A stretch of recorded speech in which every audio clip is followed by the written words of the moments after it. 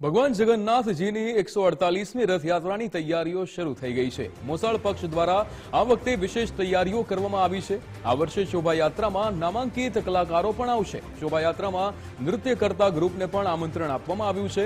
પહેલીવાર મંદિરની બહાર પ્રાંગણમાં રંગોળીનું આયોજન પણ કરવામાં આવ્યું છે। કેરી, ડ્રાયફ્રૂટ, 56 ભોગ, મિક્સ ફ્રૂટનો વિશેષ મનોરથ પણ કરવામાં આવશે।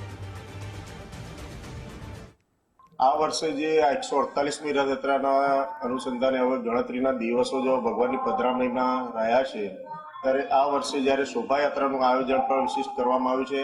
એમાં આ વર્ષે લાઈવ જેમ કે આપણે કલાકારો આવે છે એ રીતનું અને અમુક નૃત્ય કરતા પણ આપણે ગ્રુપ બોલાવ્યા છે।